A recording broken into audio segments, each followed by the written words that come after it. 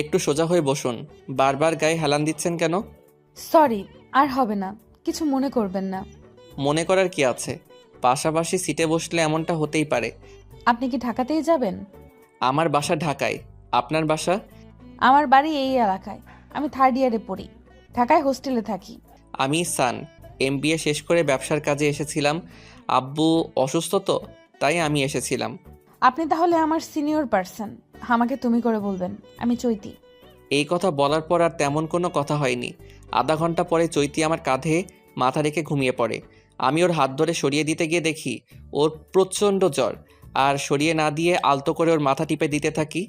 ঘন্টাখানিক পরে ওর ঘুম ভেঙে গেলেও মাথা তুলে বসতে পারছে না। আমি বললাম, তোমার তো প্রচণ্ড জ্বর, এই জ্বর অবস্থায় আজ না ফিরলেও পারতে। আর একা একা যখন, তখন রাতে কেন? আসলে আমার মায়ের অসুস্থতার জন্য আমি বাড়িতে এসেছিলাম। তাহলে আরও 2 দিন থেকে গেলেই তো ভালো হতো। আগামী পরশু আমার পরীক্ষা শুরু। এছাড়া 2টা টিউশনি আছে, তাদেরও 2 দিন পরে পরীক্ষা শুরু হবে। বাবা বেঁচে নেই, সেজন্য নিজের খরচ নিজেকেই বের করতে হয়। আর বাসা থেকে বের হওয়ার সময় জ্বর ছিল না, হঠাৎ করে জ্বর উঠেছে। তুমি তো এই অবস্থায় আরও অসুস্থ হয়ে যাবে। কাছে কি ওষুধ আছে? না, বললাম তো, আমি সুস্থ শরীরেই বাসা থেকে বের হয়েছিলাম। এ কি, আপনি তো আমার হাত ধরে রেখেছেন। হাত ছাড়ুন। সরি, আমি কিন্তু হাত ধরিনি, বরং তুমি এতক্ষণ আমার হাত ধরে কাঁধের উপর মাথা রেখে ঘুমাচ্ছিলে। সরি, আমি না দেখে আপনাকে এমন কথা বলেছি। আপনি কিছু মনে করবেন না। না না, আমি কিছু মনে করিনি। তুমি খুব অসুস্থ, এই সময় এমনটা হতেই পারে। আমি কি তোমাকে একটা কথা বলতে পারি? জি বলুন। আপনাকে বিশ্বাস করা যায়। বিশ্বাস অবিশ্বাসের কথা বলছি না, আমি বলছি এই মুহূর্তে তোমার একজন ভালো বন্ধু দরকার। তুমি যদি কিছু মনে না করো তাহলে আমাকে বন্ধু মনে করতে পারো। ও, এ কথা। আমি তো আপনাকে একজন বন্ধুই মনে করেছি। মিথ্যা বলছো। আমাকে বন্ধু মনে করলে আপনি করে বলতে না, আমি তুমি করে।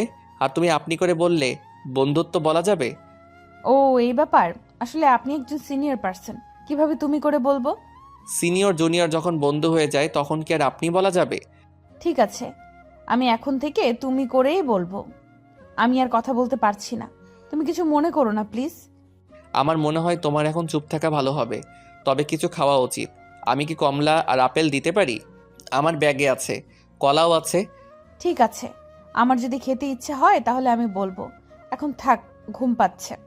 তাহলে তুমি আমার কাঁধে মাথা রেখে ঘুমাতে পারো, সমস্যা হবে না আশা করি।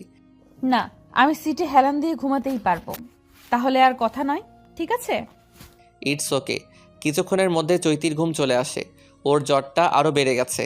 ও আবার আমার কাঁধে মাথা রেখে ঘুমিয়ে পড়ে। আমি আস্তে করে সরে এসে ওর মাথাটা ধরে আমার ডান উরুর উপর দিয়ে শুইয়ে দিলাম। ওর ঘুমন্ত নিথর অবয়ব দেখে আমার বুকের মধ্যে চিনচিন করে ওঠে, যেন বসন্তের বাতাস বইছে মনের মধ্যে। কি নিষ্পাপ এক যুবতী, এই সানকে চেনে না জানে না, অথচ শতভাগ মনে প্রাণে বিশ্বাস করেছে। আল্লাহ, তুমি আমাকে সহনশীল হওয়ার ক্ষমতা দাও, আমি যেন এই মেয়েটির বিশ্বাসের মর্যাদা রাখতে পারি। আমি নিজের অজান্তেই চৈতির মাথা টিপে দিতে থাকি।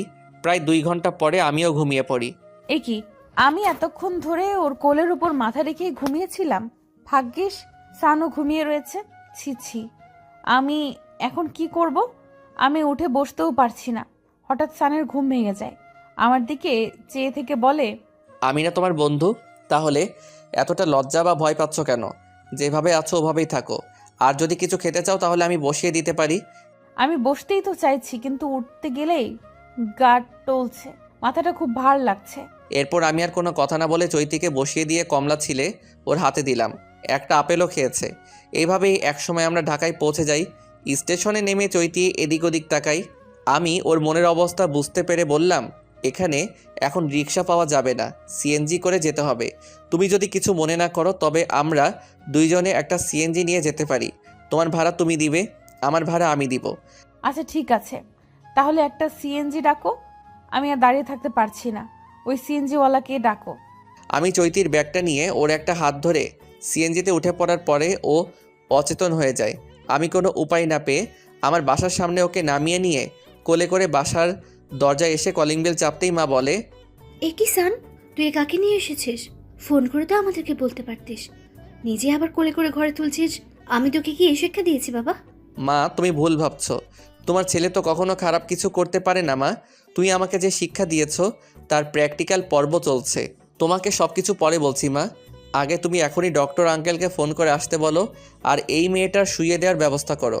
আব্বুকেও ডাকো, যা বলার দুইজনের একসাথেই বলি। এ কি, মেয়েটার তো প্রচণ্ড জ্বর, জ্বরে একদম গা পড়ে যাচ্ছে। আমি মেয়েটাকে শুয়ে দিচ্ছি, তুই তোর ডক্টর আঙ্কেলকে ফোন করে আসতে বল, এক্ষুনি জ্বরটাও মাপতে হবে। আমি ডক্টর আঙ্কেলকে ফোন করে দ্রুত আসতে বলে মা ও বাবাকে সব ঘটনা বলার পরে মা বলে, তুই একদম ঠিক কাজটা করেছিস বাবা, মা হিসেবে আমি আজ গর্বিত। তোমরা বাপ ছেলে এখন অন্য রুমে যাও, এই মেয়েটার পোশাকটা পাল্টে দিতে হবে। সান, তুই দেখ তো ওর ব্যাগে অন্য কোনো জামা আছে কিনা, না থাকলে আমার একটা ড্রেস নিয়ে আয় তাড়াতাড়ি।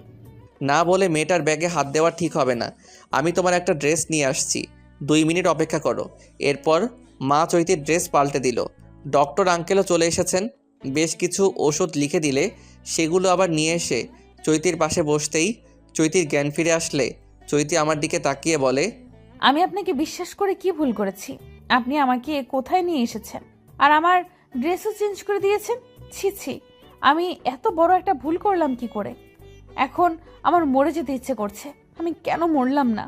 তুমি যা বলছো তা ঠিক নয় মা, আমার সান তেমন বাজে চরিত্রের নয়, আর তোমার ড্রেসটা আমিই পাল্টে দিয়েছি। তুমি এখন ওষুধটা খেয়ে নাও, আমাদের ডাক্তার তোমাকে এতক্ষণ দেখেছে। আমার ভুল হয়ে গেছে। আপনার ক্ষমা সুন্দর দৃষ্টিতে আমাকে ক্ষমা করে দিন, আর আমাকে এখন যেতে দিন। তুমি এখন কোথাও যাবে না। আমার মা যতক্ষণ পর্যন্ত তোমাকে যেতে না দিবে তুমি ততক্ষণ পর্যন্ত যেতে পারবে না। কিন্তু আমাকে যে দুটো বাসায় যেতে হবে পড়াতে, তার কি হবে? তুমি ওদের বাসার ঠিকানা দাও আর ফোন নম্বরটা দাও, আমি পড়িয়ে আসছি। সানের কথা ফেলতে পারলাম না। স্যার আমার 2 ছাত্রকে পড়িয়ে আসার আগেই ও আমার ওষুধগুলো কিনে দিয়ে গেছে। আন্টি ও আঙ্কেল আমার খুব টেক কেয়ার করছে। মনে হচ্ছে আমার নিজের বাবা মা আমাকে সেবা দিচ্ছে। আমি একটু সুস্থ হলে মাকে ফোন করে সব কিছু জানিয়ে দিলাম। মা শুনে খুব খুশি হলো। রাবে আন্টিও কথা বলল। মা কৃতজ্ঞতা স্বীকার করে ধন্যবাদ জানিয়ে আমাদের বাড়িতে বেড়াতে যেতে বলল। সান পড়িয়ে এসে গেস্ট রুমে ঘুমিয়ে পড়েছে, আর আমিও রুমে গিয়ে ঘুমিয়ে পড়ি। কিছুক্ষণ পর ঘুমানোর পরে আমার ঘুম ভেঙে যায়। জ্বরটা যেন কমছে না।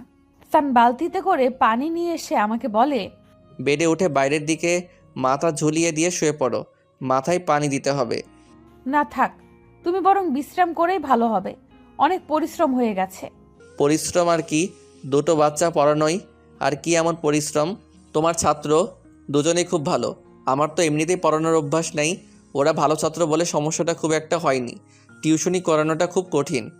কি আর করব, বাবা বেঁচে থাকলে হয়তো এই কষ্টটা আমাকে করা লাগতো না। আবার মা যদি সুস্থ থাকতো তাহলে এমনটা হতো না। তারপরেও বলবো ভালো আছি। এটাকে কি ভালো থাকা বলে? তুমি যদি ভালোই থাকতে তাহলে আজ অসুস্থ থাকতে না। তুমি মোটেও ভালো নেই, এটাই সত্য। আমি যে ভালো নেই এটা তোমাকে কে বলল? আমি তো সত্যি সত্যি খুব ভালো আছি। আমার অবস্থান থেকে এর চেয়ে আর ভালো কিছু হতে পারে না। ডাক্তার আঙ্কেল জানিয়ে দিল বেশি বেশি টেনশন করে মেয়েটি, আর অতিরিক্ত মানসিক চাপের কারণেই এমনটা হয়েছে।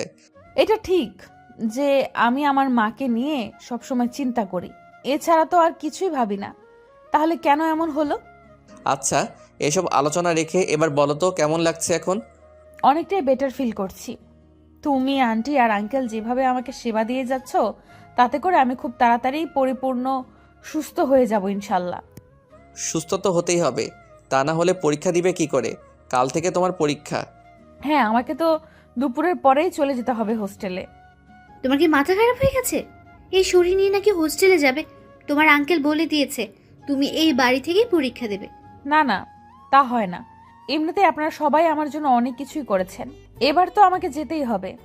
যেতে হবে বললেই তো আমরা তোমাকে যেতে দিতে পারবো না। তুমি যদি আমাদের মেয়ে হতে তাহলে কি এই অবস্থায় তোমাকে আমরা হোস্টেলে পাঠাতে পারতাম? তুমিও যাওয়ার কথা বলতে না। কিন্তু আমার বই খাতা সহ সবকিছু তো হোস্টেলে রয়েছে, না পড়ে কি পরীক্ষা দেওয়া সম্ভব? তুমি তোমার রুম নম্বর আর সব তথ্য আমাকে দিয়ে দাও, আর তোমার রুমমেট কাউকে ফোন করে জানিয়ে দাও আমি সব কিছু নিয়ে আসছি। তুমি একা গেলে হোস্টেলে তোমাকে প্রবেশ করতে দিবে না। বেশ তো, তুমিও না হয় সানের সাথে যাবে। এখন চলো তো, তোমার জন্য স্যুপ তৈরি করা হয়েছে। আর সান, তুইও আয়, তোর প্রিয় পায়েস রান্না হয়েছে। তুমি যাও, আমরা আসছি। এই কথা বলে মাকে বিদায় করে দিয়ে আমি চৈতিকে বসিয়ে দিয়ে যখন ওর মাথাটা মুছে দিচ্ছি, তখন তো ওর শরীরের দিকে আমার দৃষ্টিটা এমনভাবে পড়ে মুহূর্তে আমার শরীরে এক ঝলকানির মতো কেমন যেন হয়ে ওঠে। আমি নিজেকে নিয়ন্ত্রণ করার পরে দুইজনে খাবার টেবিলে বসে খাবার খেয়ে বাইকটা বের করে চৈতিকে বললাম আমার বাইকে বসতে। চৈতি বাইকে বসলে আমি যাত্রা শুরু করলাম। ওর বসতে সমস্যা হচ্ছে দেখে বললাম, হাতটা আমার কাঁধে রেখে এগিয়ে এসে বসো। আমার তো লজ্জা করছে, এটা ঠিক নয়। আরে তুমি তো আমার বন্ধু, লজ্জা কিসে জানতে পারি? বন্ধুর কাছে বন্ধুর লজ্জা নেই। আচ্ছা ঠিক আছে, আসলে এই প্রথম আমি কারোর বাইকের পেছনে বসেছি, আর আমি তো অসুস্থ, সেই জন্যই সমস্যা। কোনো সমস্যা নেই, প্রয়োজনে তুমি এই আমার পিঠে ঠেস দিয়ে বসতে পারো। সানের কথা শুনে একটু সাহস পাই। ওর কাঁধে ডান হাতটা তুলে দিয়েও স্বাচ্ছন্দ্য বোধ করছিলাম না। একসময় ওর পিঠে হেলান দিয়ে থাকি। আমার বুকটা মাঝে মধ্যে সানের পিঠে এমনভাবে লাগছিল যে আমি অনুভব করলাম অন্য কিছু একটা অনুভূতি। নিজেকে নিয়ন্ত্রণ করতে চেষ্টা করে ব্যর্থ হয়ে যাচ্ছি। এইভাবে আমার প্রয়োজনীয় সব জিনিসপত্র নিয়ে চলে এসেছি সানদের বাড়িতে। রাতে বই পড়ছি, সান আমার জন্য কফি বানিয়ে নিয়ে এসে বলে, এই নাও কফি, আমি নিজে বানিয়েছি। তুমি এসব আবার করতে গেলে কেন? আন্টিকে বলে আমি তো বানাতে পারতাম। তোমার আন্টি তো এখন বাসায় নেই। কি বলছো তুমি? আন্টি কোথায় গেছে? মনে হচ্ছে তুমি ভয় পাচ্ছ। ভয়ের কোনো কারণ নেই, আমি তোমার বন্ধু, বন্ধুকে ভয় পেলে চলবে না। মা একটু শপিংয়ে গেছে। তোমার মতো যুবককে ভয়ের কোনো কারণ নেই। আমি ভয় পাচ্ছি আমাকে নিয়ে। এই নির্জন বাসায় একটা যুবতী মেয়ে আমি, আর আন্টি শপিং এ কেন গেছেন? আমি বুঝতে পেরেছি তুমি কোনো বাজে মেয়ে নও। আর হ্যাঁ, মা গেছে তোমার জন্য কিছু ড্রেস কিনতে। আমাকে নিষেধ করেছিল তোমাকে বলতে, কিন্তু বলে ফেললাম। এইটা আন্টি ঠিক করেনি। এমনিতেই আমি এসে তোমার রুম দখল করে নিয়েছি, তার মধ্যে এগুলো করা ঠিক হচ্ছে না। আমার মা বাবা এমনই, আর রুম তো আরও আছে। আমি না হয় অন্য রুমে থাকবো। তোমাকে যতটা চিনেছি তাতে করে এক রুমে থাকতেও আমার আপত্তি নেই, কিন্তু শয়তানের ধোকায় পড়লে বিপদ হতে পারে। এটা অবশ্য ঠিক বলেছ। আচ্ছা, কফিটা কেমন হয়েছে বললে না তো? অসাধারণ হয়েছে। আমিও তোমাদের সবাইকে একদিন বিরিয়ানি রান্না করে খাওয়াবো। তাহলে তো খুব ভালো হবে। আমাদের বাড়িতে সবাই বিরিয়ানি ভক্ত।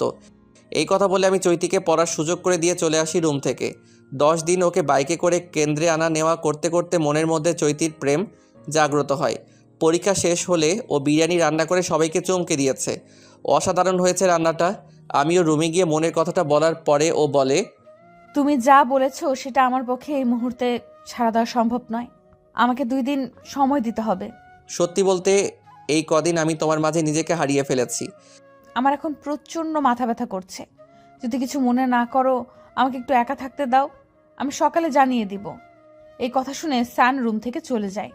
আমি মনে মনে ভাবলাম, এখন সানের কথায় রাজি হওয়া যাবে না। আন্টি ও আঙ্কেল আমাকে নিজের মেয়ের মতো করে দেখছে। আমি চাই না আমার মতো মেয়ে তাদের ছেলের বউ হোক। এটা মনে করে নিজের সব কিছু গুছিয়ে নিয়ে সানকে কিছু না বলেই ভোরবেলা বাড়ি থেকে বেরিয়ে পড়ি। বাসে উঠে আন্টিকে ফোন করে জানিয়ে দিলাম, মা হঠাৎ অসুস্থ বলে তাড়াতাড়ি করে চলে এসেছি, আপনারা কিছু মনে করবেন না। সবাইকে আমার সালাম দিবেন। বাড়ি ফিরে মাকে সব কিছু জানিয়ে দিলে মা খুব খুশি হয়। কিন্তু 3 দিন পরে দেখি সান তার বাবা মাকে নিয়ে হাজির। আমাকে অবাক হতে দেখে সান আমার হাত ধরে এক পাশে নিয়ে গিয়ে বলে, এভাবে পালিয়ে আসলে কি লুকিয়ে থাকা যায়? তুমি কি জানো মা আর আব্বু কি পরিমাণ কষ্ট পেয়েছে?